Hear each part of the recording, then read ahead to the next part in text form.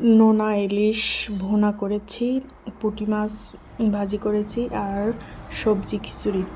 আসসালামু আলাইকুম, কেমন আছেন আপনারা সবাই? আশা করি সবাই ভালো আছেন। রাতের জন্য খাবার রান্না করেছি সবজি খিচুড়ি।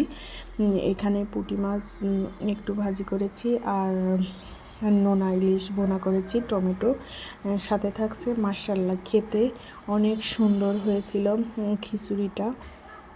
মটরের ডাউল দিয়ে খিচুড়ি রান্না করেছি। পুঁটি মাছও আস্তে জাল দিয়ে মচ করে ভাজি করেছি। খেতে মাশাআল্লাহ হয়েছে রাতের জন্য।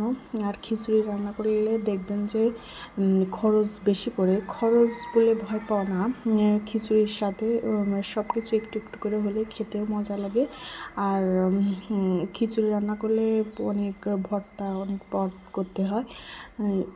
যাই হোক, তরকারি রান্না প্রতিদিন খেতেও ভালো লাগে না।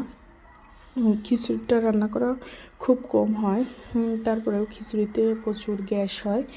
ভাবলাম যে সবজির লাউ দিয়েছি, মিষ্টি কুমড়া দিইনি, লাউয়ের শাক, তেলাকুচু পাতা সব কিছু দিয়ে একটা মিক্সড করে খিচুড়ি রান্না করেছি। এখানে ফোড়ন দিচ্ছি।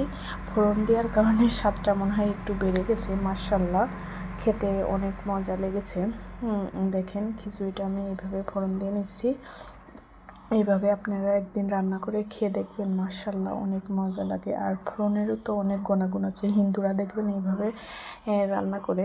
তা ভাবলাম যে এইভাবে একটু করে খেয়ে দেখি।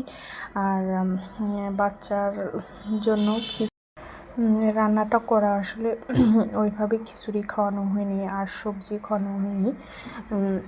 এই মাংস পছন্দ করি না। মাংস বলতে কবুতরের আর দেশি আমরা পুষি, সেইগুলাই করি। এখানে সমস্ত কিছু আয়োজন করে নিয়েছি রাতের জন্য। খিচুড়ি করেছি দেখেন, আর ভাত বেঁচেছিল, সেটা সকালে মুরগির দিয়ে দেবো বা কবুতরের দিয়ে দেবো। এখানে একটু একটু করে সমস্ত প্লেটে বেড়ে নিচ্ছি। মাশাআল্লাহ, এভাবে আপনারা খেতে পারেন।